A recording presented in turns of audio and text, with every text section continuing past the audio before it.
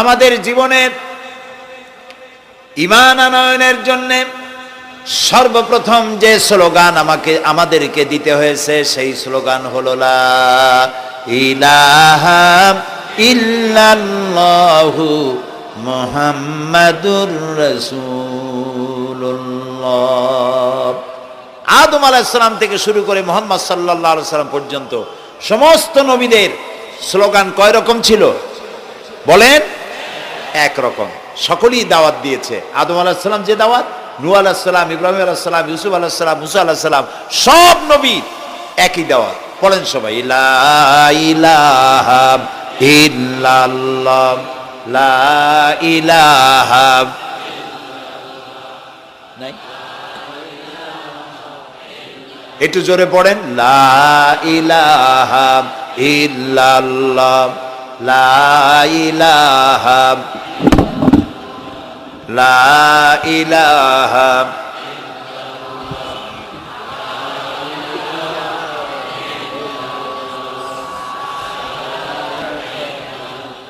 সব নবীদের একটাই স্লোগান, লা ইলাহা। কোন ইলাহা নাই, আইনদাতা নাই, বিধানদাতা নাই, হুকুমদাতা নাই, শাসনকর্তা নাই, হায়াত এবং মওতের মালিক নাই। কে ছাড়া বলেন সবাই? আল্লাহ। ইল্লাল্লাহ, আল্লাহ ছাড়া কেউ নাই। সুবহানাল্লাহ বলেন। এই আল্লাহ হচ্ছেন এক আল্লাহ, তার কোনো অংশীদার নাই। এই কথাটি সূরা ইখলাসের মধ্যে আল্লাহ তাআলা পরিষ্কার করে দিয়েছেন তার ওয়াহদানিয়তের কথা। পড়েন আমার সাথে, কুল হুয়াল্লাহু আহাদ আল্লাহুস সামাদ লাম ইয়ালিদ ওয়া লাম ইউলাদ ওয়া লাম ইয়াকুল লাহু কুফুয়ান আহাদ। আল্লাহ তাআলা বলেন, নবী আপনি বলুন আল্লাহ এক, তিনি একক, তিনি কাউকে জন্ম দেন নাই, তাকেও কেউ জন্ম দেয় নাই। আকাশ এবং জমিনে আল্লাহর সমকক্ষ কেউ নাই। এটা আল্লাহর অস্তিত্বের প্রমাণ। তিনি ছিলেন, তিনি আছেন, তিনি থাকবেন। তো আল্লাহ রাব্বুল আলামিনের তিনি যে এক এবং তিনি আছেন, এটাকে স্বীকার করতে হবে। আমি মনে করি না যে আল্লাহর অস্তিত্বের উপরে কোনো বড় বক্তব্য এখানে রাখার প্রয়োজন আছে। এখানে কোনো নাস্তিক আসছে বলে আমি মনে করি না, আলহামদুলিল্লাহ কর। তবে নাস্তিক কিছু আছে আমাদের দেশে, কিছু আছে। এদের চাইতে কপাল পোড়া যারা নাস্তিক, আল্লাহকে স্বীকার করে না, তাদের থেকে হতভাগ্য, তাদের থেকে কপাল পোড়া পৃথিবীতে আর কেউ নাই। তারা বলে দেয়ার ইজ নো গড, স্রষ্টা বলতে কেউ নাই। আনসিন ইজ নাথিং, যা দেখি না তা বিশ্বাস করি না। আল্লাহরে দেখা যায় না, ছোঁয়া যায় না, অনুভব করা যায় না, রং নাই, গন্ধ নাই, কাজী এটারে বিশ্বাস করি না। নাউযুবিল্লাহ। এই কথা যে তারা বলে, এই কথার মধ্যে তাদের বৈপরীত্য আছে, স্ববিরোধী কথা তাদের। কারণ তারা বাতাস দেখে না, অথচ বাতাসের অস্তিত্বকে স্বীকার করে। বাতাসকে আমরা দেখি, অস্তিত্ব স্বীকার করি কিনা? ফুলের গন্ধ দেখি, ফুল দেখি, ফুলের গন্ধ দেখি না। গন্ধ অস্বীকার করেন কেউ? অস্বীকার করি না। তারপরে ইথার দেখি না, অক্সিজেন দেখি না, বিশ্বাস করি কিনা? এগুলি আছে, বিশ্বাস করি কিনা? তো এগুলিকে আমরা বিশ্বাস করি না দেখে কত বড় কপাল পোড়া। আল্লাহরে দেখি না তাই বিশ্বাস করি না। গ্যাগারিন, যিনি সর্বপ্রথম মহাশূন্যচারী ছিলেন, যারা প্রথম আকাশ ভ্রমণ করেন, মহাশূন্য, এই মহাশূন্য ঘুরে এসে গ্যাগারিন বলেছিল যে মহাশূন্য ঘুরে এলাম। হিন্দু রাজাকে ভগবান বলে, খ্রিস্টান রাজাকে গড বলে, আর মুসলমান রাজাকে আল্লাহ বলে। আমরা বহু দিনের পর দিন, সপ্তাহের পর সপ্তাহ সারা আকাশটা ঘুরে আসলাম, মহাশূন্য, আল্লাহও দেখলাম না, ভগবানও দেখলাম না, আর এই গডও দেখলাম না। তো এইটা আমি পড়লাম কাগজে, পড়ে চিন্তা করলাম যে কত বড় পাগল তুমি। আল্লাহরে দেখবা কেমনে? তুমি তো তোমার নিজের শরীরটাই দেখো না। আমরা কি আমাদের শরীর দেখি? সামনের টুক ছাড়া আমাদের মাথাটা কেমন, মাথার তালুটা কেমন, গর্দানের পেছনটা কেমন, আমার পিঠটা কেমন, আয়নার সাহায্য ছাড়া কোনোদিন কি দেখতে পেরেছি? তো কিন্তু নিজের শরীরই তো দেখি না, এই শরীরের স্রষ্টাকে দেখতে চাও, সাহস তো কম না তোমার। কিভাবে দেখবে তাকে? আল্লাহ তাআলা বলেছেন লা তুদরিকুহুল আবসার, কোন দৃষ্টিশক্তি তার দৃষ্টির সীমানার ভেতরে আমাকে পরিব্যাপ্ত করতে পারবে না। মুসা আলাইহিস সালাম বলেছিলেন রব্বি আরিনি, আয় আল্লাহ আমি তোমারে দেখতে চাই। আল্লাহ কি জবাব দিয়েছেন? আসো দেখো না। আল্লাহ বলেছেন লান তারানি, লান, কখনোই দেখতে পাবে না। মুসা আলাইহিস সালাম খুব আদরের নবী ছিলেন, উলুল আজম পয়গম্বর ছিলেন। তিনি পুনর্বার বললেন আয় আল্লাহ তাআলা আমি তোমারে দেখতে চাই। আল্লাহ তাআলা বললেন আচ্ছা ঠিক আছে, দেখতে যদি চাও তাহলে একটা পরীক্ষা দাও, টেস্ট পরীক্ষা হবে। আল্লাহ তাআলা তার 70,000 পর্দার আড়াল থেকে তার নূরের একটা ঝলক নিক্ষেপ করলেন পাহাড়ের প্রতি। পাহাড় জ্বলে পুড়ে ছাই হয়ে গেল। মুসা আলাইহিস সালাম শুধু এক পলক দেখলেন আর আল্লাহু আকবার বলে চিৎকার মেরে বেহুশ হয়ে পড়ে গেলেন। সুতরাং আল্লাহকে দেখা যাবে না এই চর্মচক্ষু দিয়ে, দুনিয়ার এই চোখ দিয়ে আল্লাহকে দেখা যাবে না। লা তুদরিকুহুল আবসার, আল্লাহ পরিষ্কার বলেছেন কোন দৃষ্টি শক্তি তার দৃষ্টির সীমার ভেতরে আমাকে আনতে পারবে না। সুবহানাল্লাহ। তবে জান্নাতের ভেতরে আল্লাহ তাআলা জান্নাতীদেরকে জিজ্ঞেস করবেন আমি যত নিয়ামতের কথা তোমাদের বলেছিলাম সেই নিয়ামতগুলি জান্নাতে এসে তোমরা পেয়েছো? জান্নাতীরা বলবে আয় আল্লাহ পেয়েছি। আল্লাহ পাক বলবেন ওয়ালাদাইনা মাজিদ, আমার কাছে আরো বেশি আছে। তাও আমরা সুবহানাল্লাহ কব না, বুঝি না তা সুবহানাল্লাহ কব কোন জায়গায়? ওয়ালাদাইনা মাজিদ, আমার কাছে আরো বেশি আছে। বেহেশতীরা চিন্তা করলো এত মজা বেহেশত, কত কিছু পাইলাম, এরপরে গাছে পাকা পাকা ফল খাইতে ইচ্ছা করে, গাছে উঠবো না, গাছের ডাল মুখের কাছে আসে, ছিঁড়বো না, ফল মুখের মধ্যে পড়ে যায়, চাবাবো না, গলিয়া পেটের মধ্যে চলে যায়। পায়খানা নাই, পেশাব নাই, ঘাম নাই, পরিশ্রম নাই, কষ্ট নাই, আসছেই তো আল্লাহর কাছে আরো বেশি আছে। সেটা কি? জান্নাতীরা খামোশ হয়ে বসে থাকবেন। বিশ্বনবী মুহাম্মদ রাসূলুল্লাহ সাল্লাল্লাহু আলাইহি ওয়াসাল্লাম তখন বলবেন হায় আল্লাহ রাব্বুল আলামিন, জান্নাতীরা আমার উম্মতেরা তারা বুঝতে পারে নাই তোমার কাছে যা বেশি আছে সেটা তারা বুঝতে পারে নাই। হায় আল্লাহ তাআলা, জান্নাতীরা সব নিয়ামত পেয়েছে ঠিক, কিন্তু যার জন্য আরামের ঘুমকে হারাম করে গভীর রাত্রে জেগে জেগে তাহাজ্জুদের নামাজ আদায় করে চোখের পানি ফেললো, যার জন্য জিহাদ করলো, যার আইন কায়েমের জন্য শহীদ হলো, যার জন্য মান ইজ্জত শেষ করলো, হিজরত করলো, কষ্ট করলো, রক্ত দিল, জীবন দিল, সেই আল্লাহকে তারা এখনো দেখতে পারে নাই। ওয়ালাদাইনা মাজিদ, এর তাফসীরে বলা হয়েছে আল্লাহর কাছে যেটা আসে তিনি দর্শন দিবেন। নবী করিম সাল্লাল্লাহু আলাইহি ওয়াসাল্লাম এই কথা যখন বলবেন যে আল্লাহকে আমার জান্নাতীদের আল্লাহকে এখনো দেখা হয় নাই, যে আল্লাহর জন্য সব করলো তারে এখনো দেখা হলো না, আল্লাহ তাআলা তখন আপন কুদরতে তার সামনের সব পর্দাকে সরিয়ে দিবেন। সুবহানাল্লাহ। হাসরবাসীরা তখন আল্লাহ তাআলা কোরআনে কারিমে বলছেন রব তাকিয়ে থাকবেন বান্দাদের দিকে আর বান্দারা তাকিয়ে থাকবে রবের দিকে। সুবহানাল্লাহ। এর মধ্যে কত লক্ষ বছর পার হয়ে যাবে কেউ বুঝতে পারবে না। দুঃখের রাত পোহাতে খুব কষ্ট হয়, আর সুখের রাত কোন ফাঁকে আজান হয়ে যায় টের পায় না, ঠিক না? আল্লাহকে দেখতে থাকবে মানুষেরা। সুবহানাল্লাহ, সুবহানাল্লাহ। আল্লাহকে বলি আয় আল্লাহ তাআলা, জান্নাতের যে অনুষ্ঠানে তুমি তোমার দর্শন মুবারক দিয়ে জান্নাতীদেরকে তুমি ধন্য করবে, সেই মজলিসের কোন এক কোনায় কানায় আমাদের মতো গুনাহগারদের একটু জায়গা করে দিও আল্লাহ তাআলা।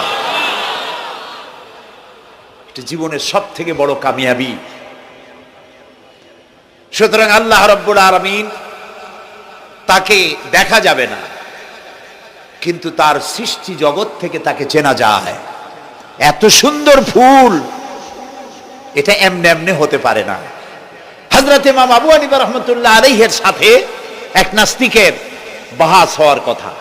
সে নাস্তিক অস্বীকার করেছে আল্লাহ নাই। ইমাম সাহেব বলেছেন আছেন। আচ্ছা ঠিক আছে, তর্ক হবে, বিতর্ক অনুষ্ঠান হবে। ইমাম সাহেব তার আসার সময় চাইতে প্রায় 1-2 ঘন্টা ডিলে হয়ে গেল। নাস্তিক উপস্থিত জনগণকে বলল, যে লোক তার ওয়াদা রক্ষা করতে পারে না তার সাথে আবার বহস কিসের? এ কথা বলতে বলতেই ইমামে আজম আবু হানিফা রাহমাতুল্লাহ আলাইহি মঞ্চে উঠে এসেছেন। নাস্তিক বলল, আপনার সাথে আমার তর্ক করার উৎসাহ হারিয়ে ফেলেছি। কেন? আপনি যে এতটা সময় ওয়াদা খেলাপ করলেন, 2 ঘন্টা হয়ে গেল, মূল অনুষ্ঠানের শুরুতে আপনি আসলেন না। তিনি বললেন যে তুমি নিরুৎসাহিত হবে তো আমার কাছে দেরি হলো কেন? তারপরে না বলবা। আচ্ছা ঠিক আছে, আপনি বলেন কেন দেরি হলো? তিনি বললেন, আমি এই জায়গায় আসতে গিয়ে সামনে একটা নদী বাঁধলো, এখন আমি আসবো কেমনে? মহাচিন্তায় পড়ে গেলাম, কিভাবে যাব? পারাপারের কোনো ব্যবস্থা নাই। হঠাৎ দেখলাম পাশে একটা গাছ, আগে দেখিনি, দেখি যে একটা বড় গাছ। গাছটা কেমনে কেমনে কাইট হয়ে পড়ে গেল, কেমনে কেমনে তাড়াতাড়ি করে কতগুলি তক্তা হয়ে গেল, ফটাফট তক্তাগুলি লাগিয়ে একটা নৌকা হয়ে গেল, লাফ দিয়ে পড়লো নদীতে। আমি চট করে উঠলাম সেই নৌকায় আর পাড়ি দিয়ে আসলাম। ওই তক্তাগুলি ফাটতে চিটতে আর লোহাগুলি লাগতে তড়িৎ গতিতে তাড়াতাড়ি হইতে যতটুকু সময় লাগছে আমার আসতে ওই জন্য দেরি হয়েছে। সুবহানাল্লাহ পরে কর। এখন নাস্তিক কয় যে আপনার সাথে আমি তর্ক মোটেই করব না। কেন? কয় যে আপনার মাথার স্ক্রু ঠিক আছে কিনা। কয় কি জন্য? কয় আপন ইচ্ছায় একটা গাছ ফট করে এরকম হয়ে গেল, কোনো করাত ছাড়া মিস্ত্রি ছাড়া গাছগুলি চিরে ভেরিয়া তক্তা হয়ে গেল, আর কোন রকমের মিস্ত্রি ছাড়াই জোড়াতালি লেগে নৌকা হয়ে গেল, আর মাঝি ছাড়া পালায় গেলেন। আপনার মস্তিষ্কের স্ক্রুগুলি ঢিলা, আপনার সাথে আমি তর্ক করব না। তিনি বললেন, নাস্তিক শোনো, বিনা মিস্ত্রিতে একটা গাছ চিরে ভেরে তক্তা হইতে পারে না, তোমার দলিল। বিনা মিস্ত্রিতে কতগুলি তক্তা একত্রিত একটা নৌকা হইতে পারে না, তাহলে বিশাল আকাশ বিনা মিস্ত্রিতে কেমনে তৈরি হইলো? তোমার এই পা থেকে শুরু করে মাথা পর্যন্ত এই সুন্দর দেহ কেউ সৃষ্টি করে নাই, এমনি এমনি কলা গাছের মধ্যে হইছে তুমি। নাস্তিকের চোখ খুলে গেল। বলেন কি? আমি তো এইভাবে চিন্তা করি নাই, আমি মুসলমান হয়ে গেলাম। লা ইলাহা ইল্লাল্লাহু মুহাম্মাদুর রাসূলুল্লাহ।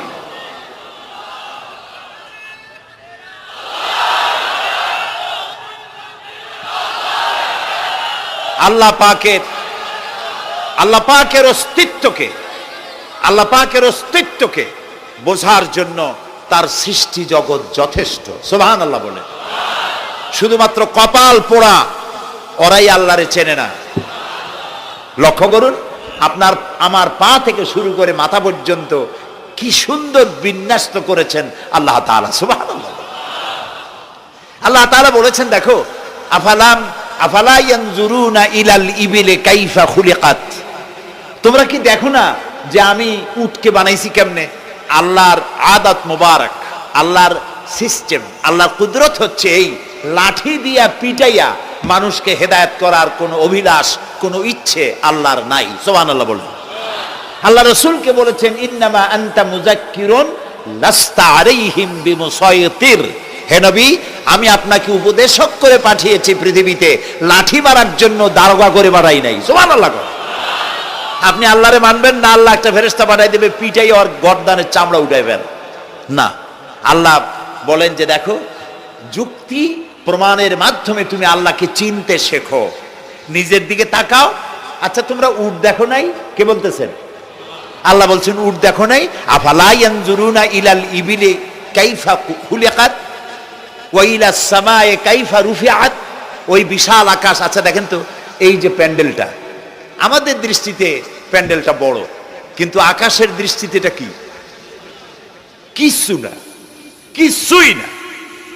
এই প্যান্ডেলটুকুন তৈরি করতে কয়শো বাঁশ লাগছে, দেখছেন তাকে?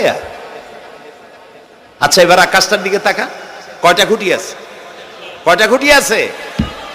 আল্লাহ তাআলা বলছেন, আনতুম আশাদ্দু খালকান আমিস সামাউ বানাহা। তোমারে বানানো কঠিন না ওই বিশাল আকাশটা বানানো কঠিন? তো অত বড় আকাশটাই তো আমি বানাইছি। কে বলতেছেন? আল্লাহ তাআলা। আল্লাহ বলছেন, আফালা ইয়ানজুরুনা ইলাল ইবিলি কাইফা খুলিকাত। উট বানাইছি কেমনে দেখো নাই? এইটা নিয়ে মুফাসসিরিনে কেরাম অনেক তাফসীর করেছেন। কেউ বলেছেন আল্লাহ তাআলা এই জন্য এটা বলেছেন যে উটের দুইটা হাঁটু। সমস্ত প্রাণীর হাঁটু কয়টা? কয় দুইটা। আপনার কি দুইটা হাঁটু? একটু বুঝে শুনে জবাব দেন। আমাদের হাঁটু কয়টা? গরুর কয়টা? হাতির কয়টা? সব প্রাণীর হাঁটু একটা, উটের হাঁটু দুইটা।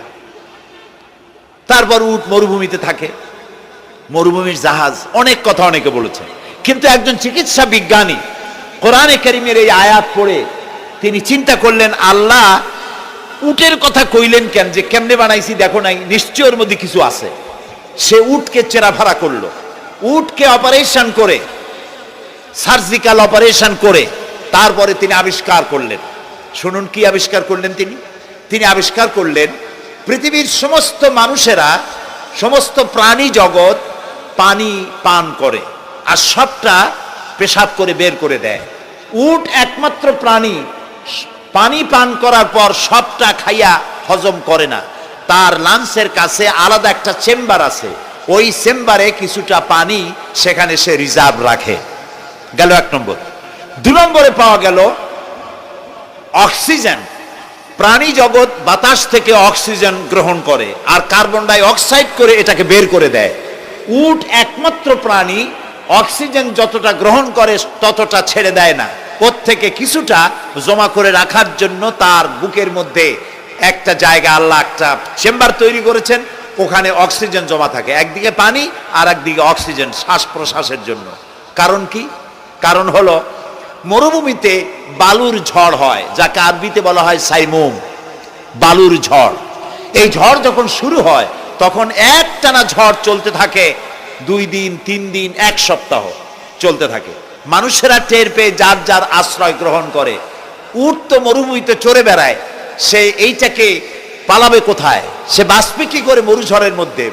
বালির ঝড়, বৃষ্টির মতো বালি পড়ে গাড়ি ডুবে যায়, পাহাড় ডুবে যায়, এই অবস্থা হয়ে যায়। উট বাঁচবে কি করে?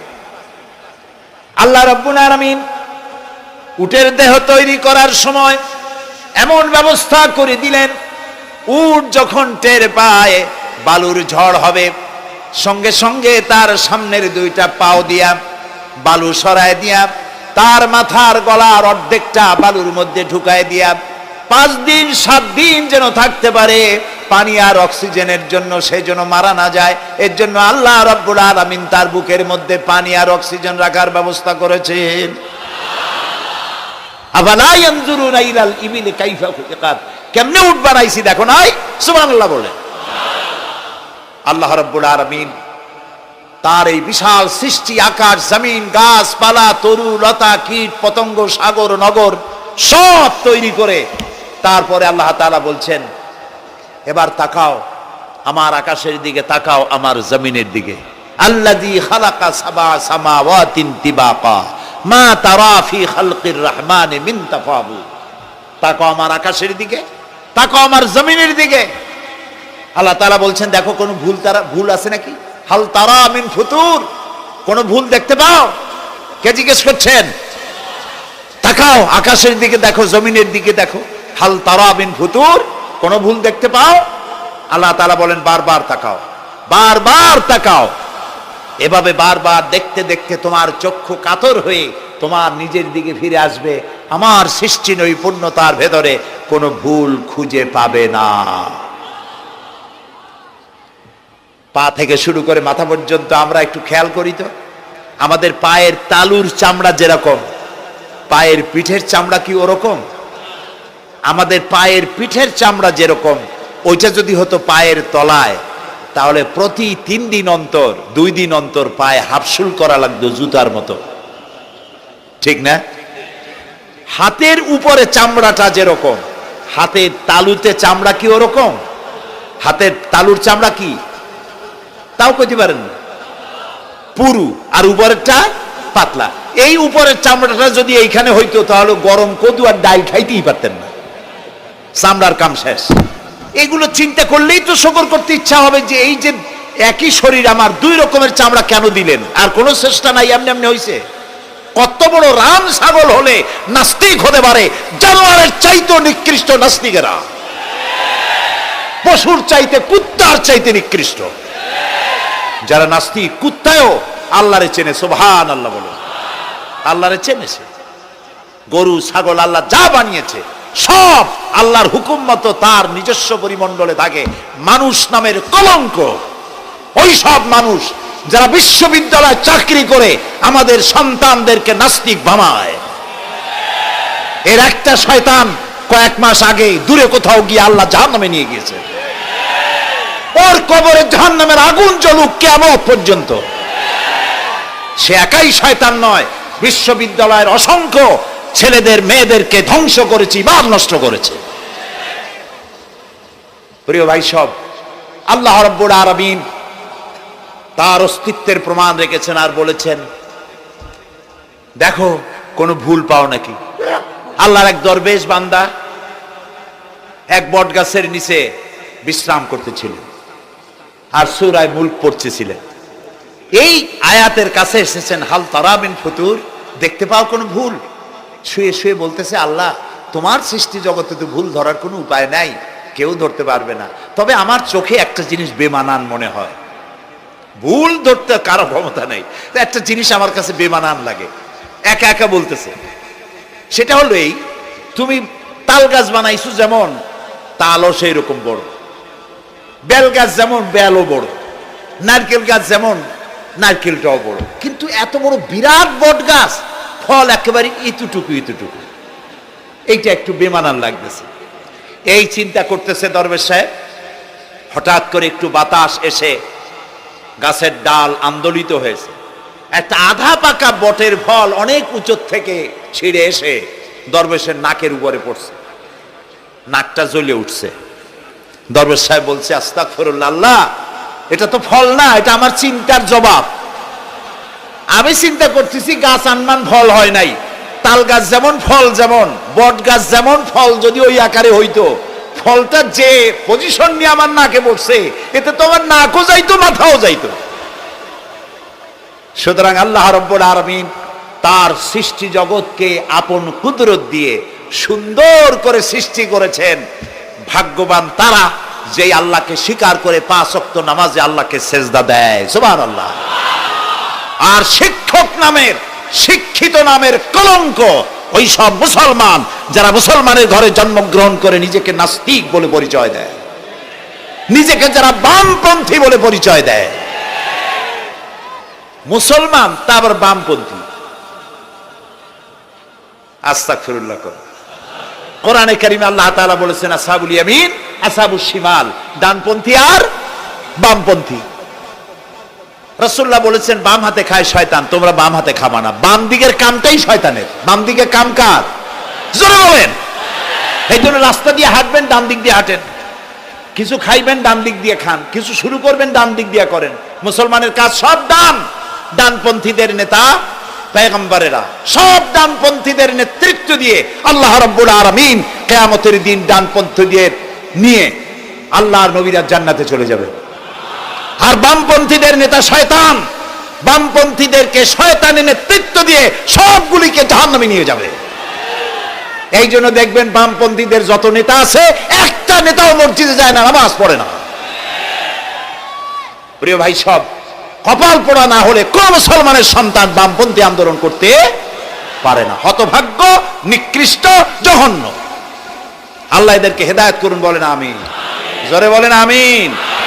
ওরা নামাজে নাই, রোজায় নাই, আল্লাহ নাই, রসুলে নাই, পরকালে নাই, মক্কায় নাই, মদিনায় নাই, ঠিক কিনা?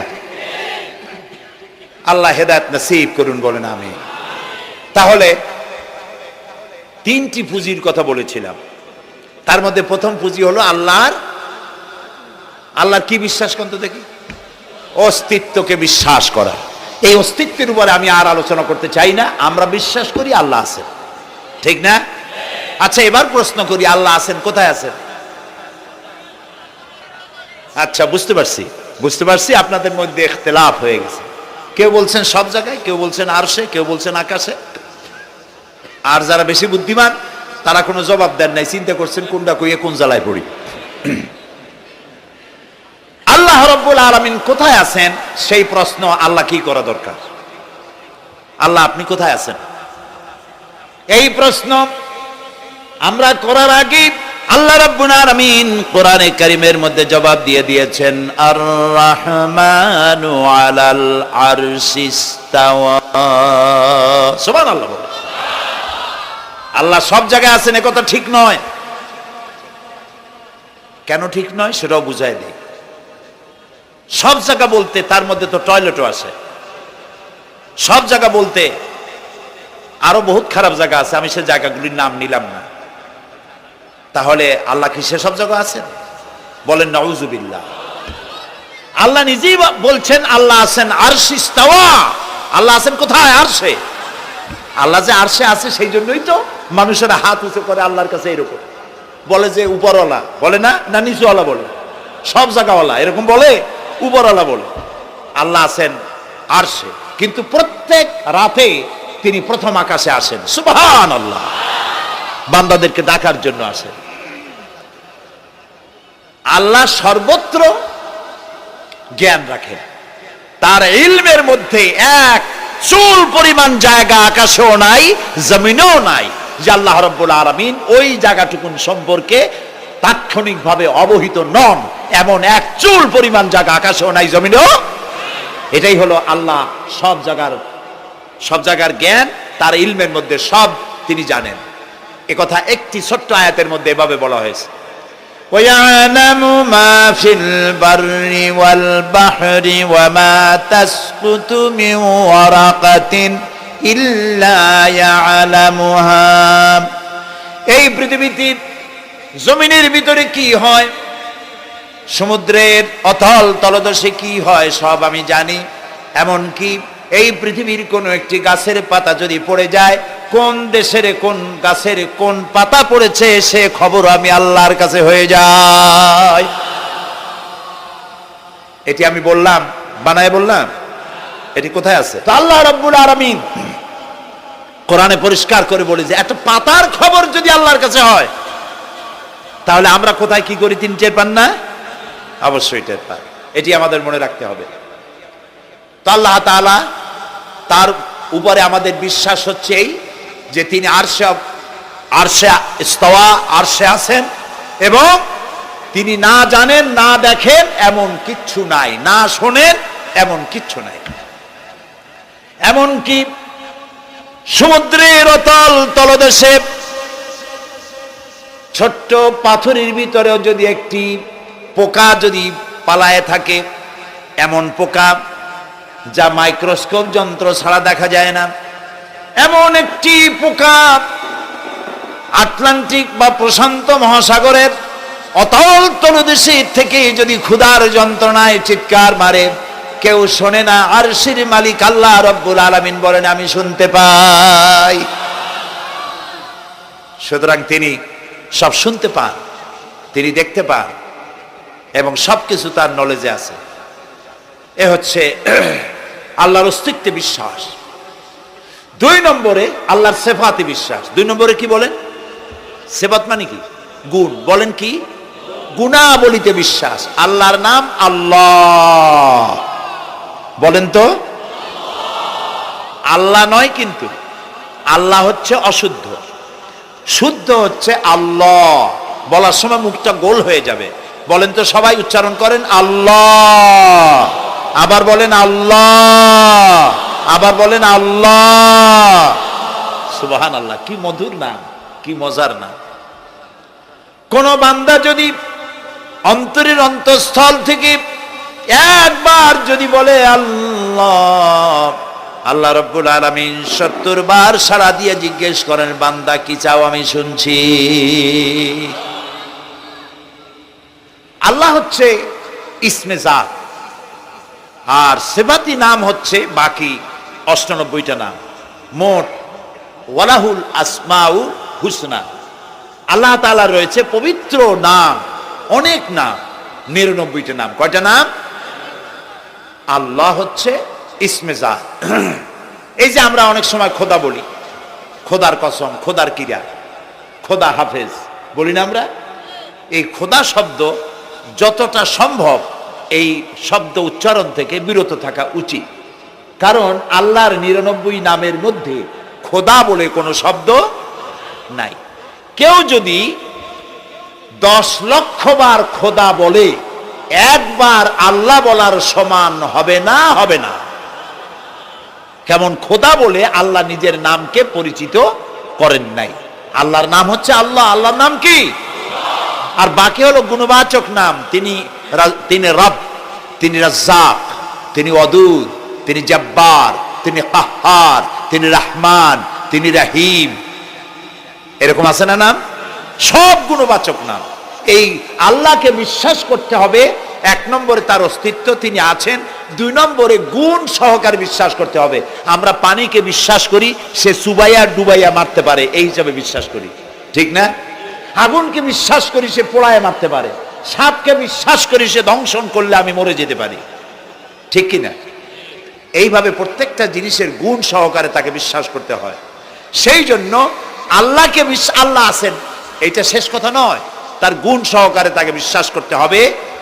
তিনি হচ্ছেন খেতে দেওয়ার মালিক, রাজ্জাক। মানে বলেন তো নামটা কি? রাজ্জাক মানে কি? রিজেক দাতা। কে রিজেক দাতা? এই জন্য রিজেক